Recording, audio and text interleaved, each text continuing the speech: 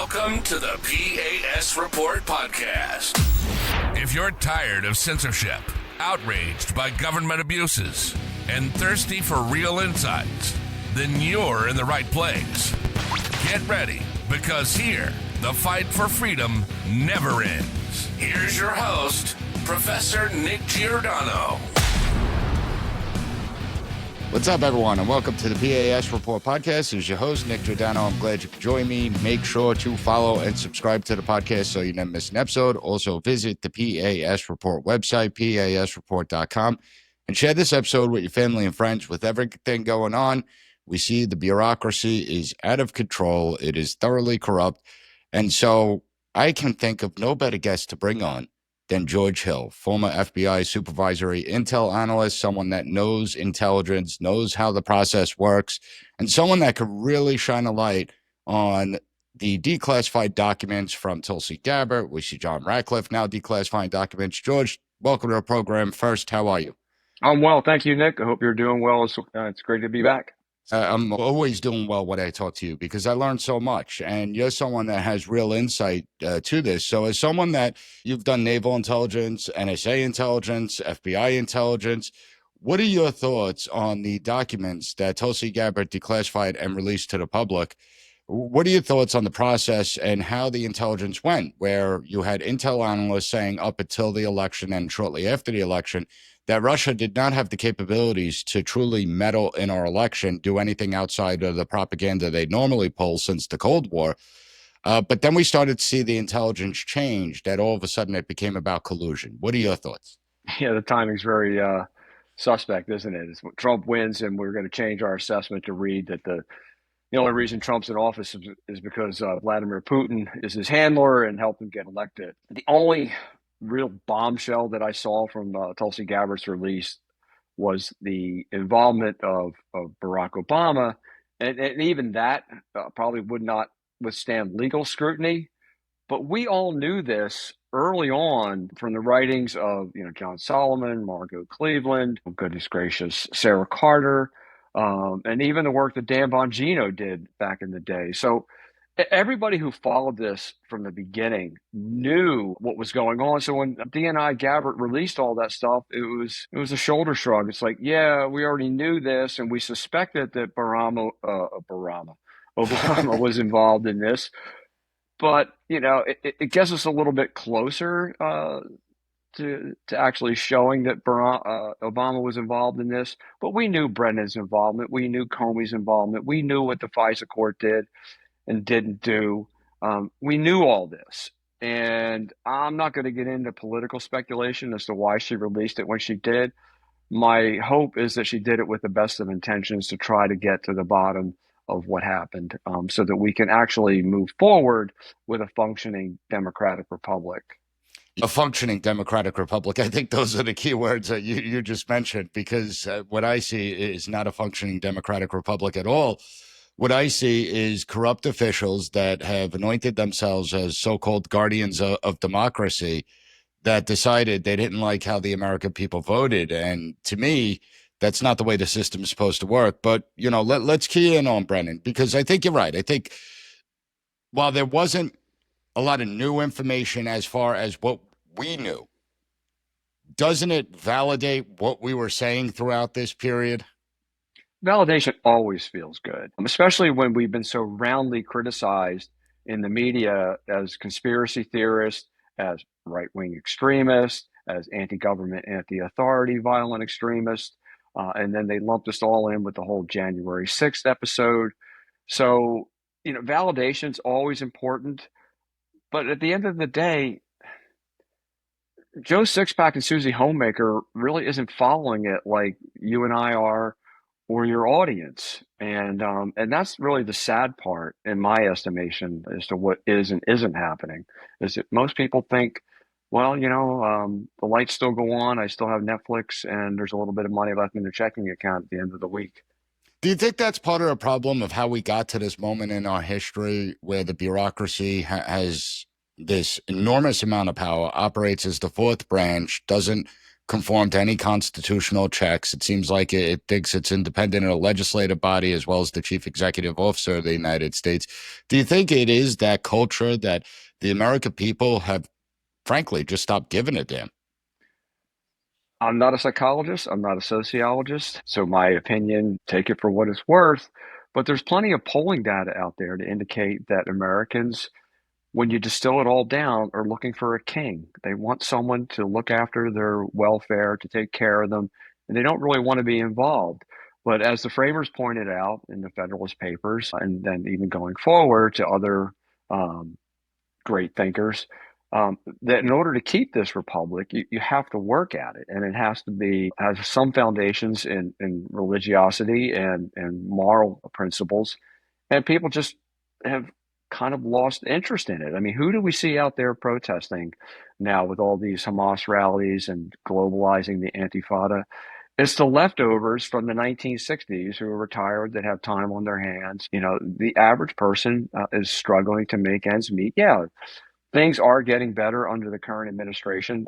I think that's anybody would have to admit that, unless you're Chuck Schumer.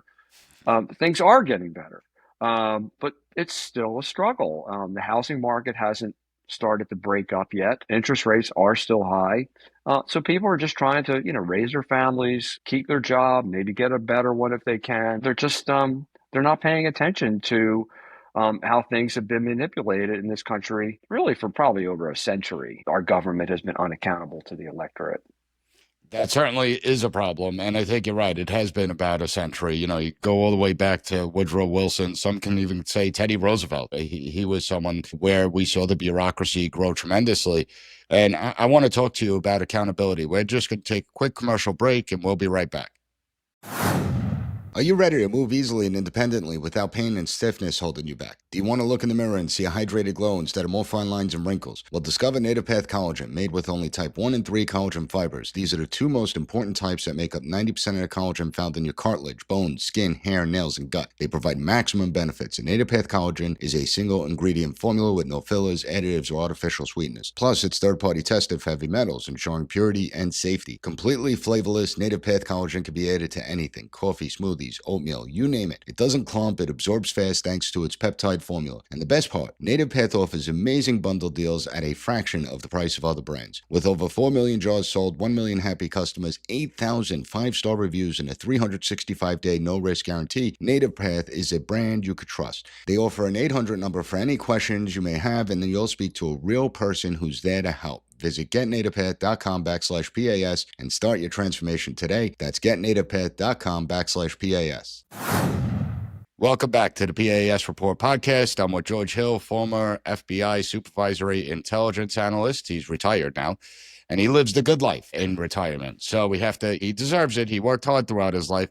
But George, I want to talk about accountability because one of the interesting things from some of the documents, and understand people that we only have seen just a little portion. There are so many more internal memos that probably exist that we haven't seen yet.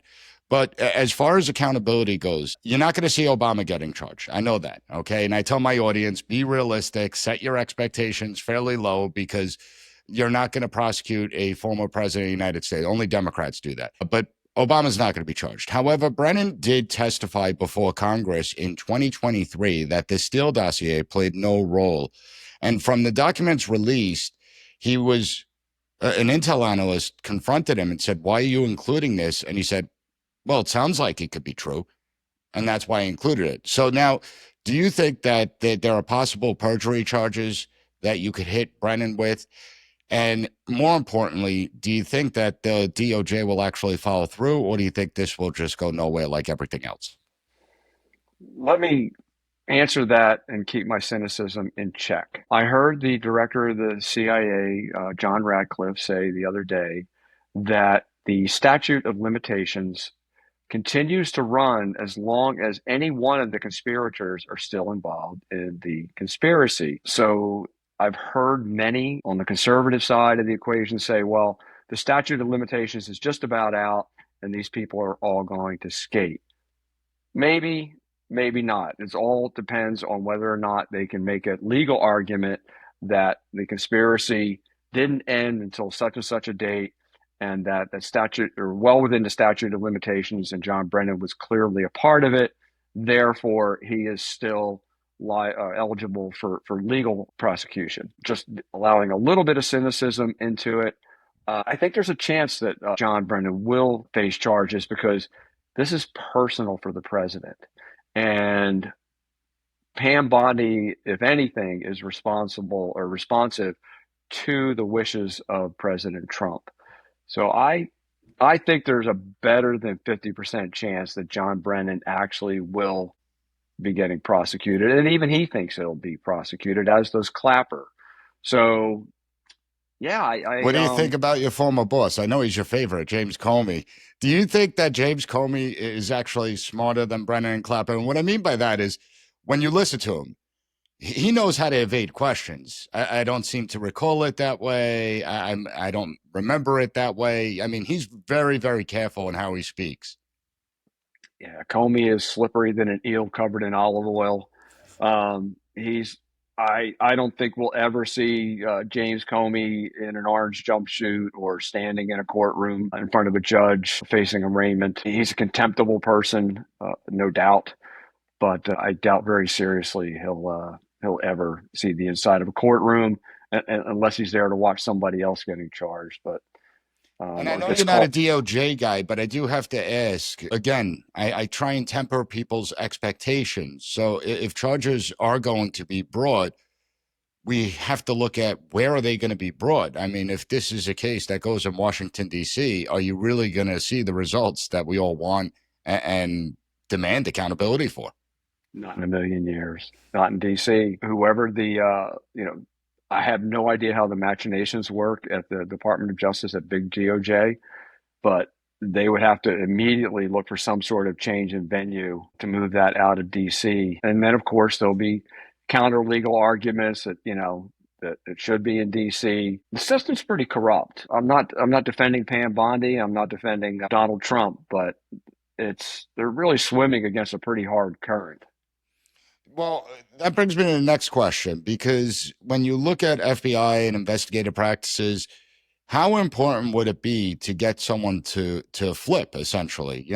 Get someone who had all the inside information, who was part of the grand conspiracy, to tell all that they know. And who do you think the weakest link is at a bunch? And I think we'll probably have the same person. In the conspiracy?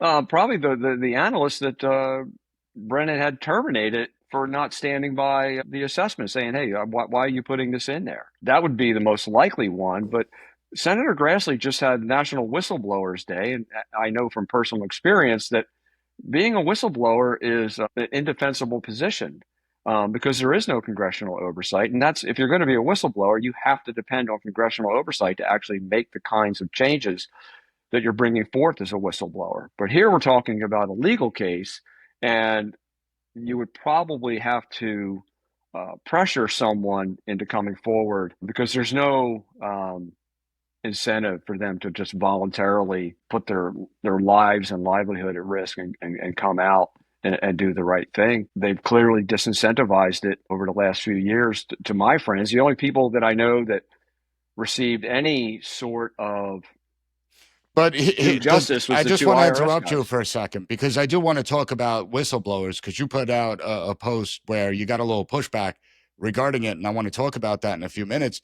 But I'm talking about turning someone into a rat, like we do with the mob. Yeah, exactly. It's that analyst. To me, that analyst. Who do you think it's going to be? I look at James Clapper. I really think that out of all the people at the top, James Clapper is the weakest, and I think that you may be able to get him to sing if you put enough pressure on him. I don't know. When I think about his congressional testimony and the like, he's left plenty of ammunition out there to be fired back at him. I would put him up there, but I still wouldn't discount. And I don't think we know the name of that analyst that Brennan had canned for not supporting that assessment. That was crazy. So we'll see what happens. But he would be more like the whistleblower that you're talking about, because he spoke up. I'm talking about someone that was engaged in criminal activity and used the charges against them. Depends on where he is. If he's still gainfully employed by the government somewhere, he'll be like, whoa, lesson learned. Keep your mouth shut. I got this cushy little job, and I got a nice house in the suburbs of Virginia. I got 2.5 kids. Yeah, I don't know. Yeah, you don't want to end up like Steve Friend or Garrett O'Boyle. The system really comes after those that do want to speak up and speak out. And your friends, Garrett O'Boyle, Steve Friend, the Suspendables, all came out. They spoke up. They did the right thing. They worked with honor. They lived up to their constitutional oath. And the treatment of them has been absolutely terrible. I mean, Garrett O'Boyle, I think he's going on over 1,000 days of unpaid suspension. They will not terminate him. I don't know the details yet, but I believe it just ended yesterday. All of that.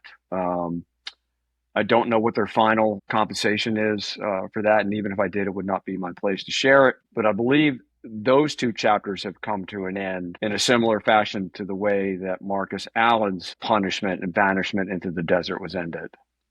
But the damage has already been done, and I am disappointed in the FBI. These are two individuals that either should have been reinstated with full back pay and everything, and maybe they're getting their back pay, who knows. But the reality is that when Trump won this election and he appointed people like Kash Patel and Dan Bongino, initially I was very optimistic. I was hopeful. I thought I would see a lot of changes. Are you disappointed in what you've seen so far?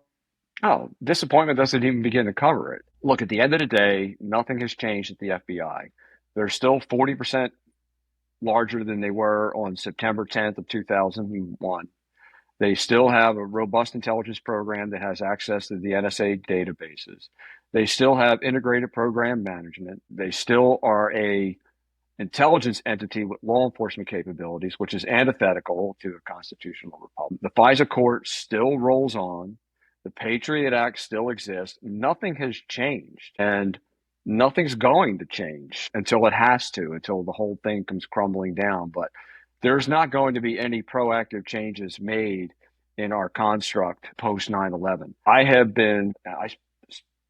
got roped into the whole terrorism thing in earnest after 9/11 and was chasing that laser dot on the floor for decades and have slowly, I mean, it's always been in my mind, but the real problem that's going on in this country when it comes to Islamic terrorism is the millions of Islamists that they have been imported into the country who cannot, by their own Sharia law, assimilate into Western culture. That's the real threat to the country, not somebody who wants to attack a shopping mall or drive a car down a busy sidewalk. And while those things are I thought it horrible, was I'm not Catholics, discounting. according to the previous FBI administration, it was traditional Catholics that were the real threat. Right, or people who want to drink unpasteurized milk. I mean, it's asinine, and we're ignoring the problem. We're seeing it now in all its unholy glory, growing in Minnesota and in Maine, and it looks like Europe is about ready to burst into flames. That'll probably start somewhere in the UK, whether it's in Ireland or somewhere on the Big Island. Who knows? But this is a big problem. And then we've added to that problem by bringing in or allowing in operators from countries that hate us: Venezuela, Cuba, North Korea, the People's Republic of China. Have they been organizing any of these Islamists? Because I've yet to see anybody in the intelligence community write articulately about the marriage between the red, the socialist, and the green, the Islamist. But that dynamic exists, and we might be getting a really good, painful look at that here in this country in the near future. I agree. I think it's being completely ignored. It's like the watermelon, red, green on the outside, red on the inside. It all goes back to Marxist ideology. At the end of the day, you have Islamists that don't care about a republic. They don't care about the Constitution of the United States. It's all about totalitarianism. But I have to ask you, because just last week you had the deputy director of the FBI go on Maria Bartiromo's show, I believe, and he said that the corruption he's seen within the FBI has shaken him to his very core, and it keeps him up at night. The thing to me is you can't just say something like that and not explain what exactly did you see, right? I mean, how ridiculous is that statement? It's unprofessional and not becoming of the office. Remember, just a few weeks ago, Dan had to miss a day of work because he had a little mix-up with the Attorney General Pam Bondi. He was so upset that he couldn't come into work. Now he's so upset that it's keeping him up at night and shaking him to his core. So this is not the kind of leadership that I find inspires confidence in the man and in the position that he's attempting to lead, nor does it calm people either. It just continues to agitate people who are agitated by the Epstein files, the Russia hoax, and things of that nature. So this is not the kind of calm, cool, collected leadership that I was associated with when I was in the Marine Corps and in the Navy. I learned early on in my Marine Corps career that there's only one reason to get upset, and that's when human life is at stake. And when human life is at stake, don't get upset. In other words, keep it together. You need to be the rock in the middle of the stream. And I just pointed out 2 occasions where the deputy director has failed in being that rock that people could cling on to in tumultuous times. Yeah, and again, if you're going to say something like that, you need to explain exactly what the corruption looks like, what it is, release files. The American people have a right to know. I mean, it's our republic, not theirs. We don't exist to serve them. They exist to serve us. But you either don't make a statement like that and say nothing, or you release the evidence to back up your statement, as opposed to just putting it out there and then everyone starts, well, what's going on? What is the corruption? I mean, I'm still shocked that we have no idea. We know nothing about the assassination on Trump, from the first assassination attempt, the second one, he's going on trial, Ryan Ruth. But we know nothing about the first one, and they're haven't released anything. No, I mean, nothing's changed. That's the sad part about it. You know, everybody is going back to the original premise of this podcast, this intelligence assessment regarding the Russians and getting Trump elected. Nothing's changed other than being a little bit closer to Obama's involvement in it. There's nothing new here. We haven't learned anything new about anything. And I follow this stuff very closely. You know, I have my little firearms training business, and I spend the rest of my time either ATVing, scuba diving, or going to the gym. So unfortunately, I have more time in my day than should be allowed by law to read this stuff. And I read, you know, a lot of people, yourself included, that are a lot smarter than me, that have been diving deep into this for almost, you know, a decade and a half. And there's nothing new here. I'm sorry. Well, I want to talk about change, but real change, lasting change. And we're going to talk about that when we get back from this quick break. So everyone hang tight. We'll be right back. Are you ready to move easily and independently without pain and stiffness holding you back? Do you want to look in the mirror and see a hydrated glow instead of more fine lines and wrinkles? Well, discover Native Path Collagen, made with only type 1 and 3 collagen fibers. These are the 2 most important types that make up 90% of the collagen found in your cartilage, bones, skin, hair, nails, and gut. They provide maximum benefits, and Native Path Collagen is a single ingredient formula with no fillers, additives, or artificial sweeteners. Plus, it's third-party tested for heavy metals, ensuring purity and safety. Completely flavorless, Native Path Collagen can be added to anything: coffee, smoothies, oatmeal, you name it. It doesn't clump, it absorbs fast thanks to its peptide formula. And the best part, Native Path offers amazing bundle deals at a fraction of the price of other brands. With over 4 million jars sold, 1 million happy customers, 8,000 5-star reviews, and a 365-day no-risk guarantee, Native Path is a brand you could trust. They offer an 800 number for any questions you may have, and then you'll speak to a real person who's there to help. Visit getnativepath.com/PAS and start your transformation today. That's getnativepath.com/PAS. Welcome back to the PAS Report podcast. So, George, we talk about accountability. We don't know if we're going to see accountability. Hopefully, we see some, at least with some high-level individuals. But as far as accountability goes, accountability doesn't mean much if the bureaucracy could just do this again, and now they'll just be smarter and cover their tracks more. So as far as accountability goes, how important is it that members of Congress actually get involved? We're not going to see it from internally from these agencies themselves, and President Trump may put a Band-Aid on things for the next 2.5 years or 3.5 years, but the reality is nothing changes without Congress making the changes. Is that correct? 100%. And that's what I've been talking about on Twitter over the last few days, is that a whistleblower, by definition, is coming forward to effect change, that they have recognized something that is either unconstitutional, unlawful, or in violation of an organization's policies and procedures. They bring that to Congress in good faith. Then the congressmen or women use that to get hits on Fox News or Just the News, or if they're on the other side of the aisle on CNN or MSNBC. And and then the whistleblower is left out to dry, or in some cases punished, or sadly to say, on the left, a whistleblower is rewarded, where people like Eric Charamella now has a nice position at a very respectable think tank that that name escapes me right now. But they take care of their leakers and their whistleblowers far better than the Republicans do. Jim Jordan, basically, Chuck Grassley, they use people that are trying to bring malfeasance into the light of day as political footstools to elevate their own position. So there's no change. And I can say that with 100% degree of confidence because I haven't seen any. These entities continue to grow. The FBI new headquarters is slated to be larger than the Pentagon. Nothing changes. It just keeps growing and growing until it can't. And at some point in time, what can't continue won't. And it won't continue, and it's going to be very ugly. Of course, it's going to be ugly. I mean, the reality is that when Republicans just rubber stamp the renewal of FISA without any major real reforms to protect, to put in some protections there, that was the clear signal that Republicans, Democrats, they like the big government apparatus. They don't want to rock the boat. They don't want to cut the funding.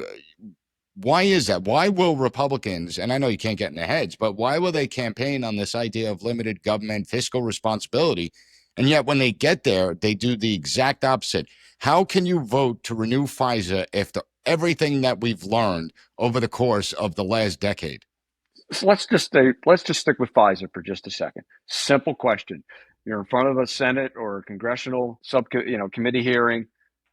How many foreign intelligence officers have been identified through the FISA court in the last year? Just give me a number. I don't need a name. I don't need a country. Just ask that one simple question. Nobody ever does. You know why? Because they don't want to know. Because you know what the number is? 0. How many cases have been opened that have resulted in prosecution since we've given the FBI access to the NSA databases? 0. None. They don't want to ask those tough questions because they just want to bloviate in front of the camera and continue business as usual. Because at some point in time, the FBI will be their attack dog, or the NSA will be their attack dog.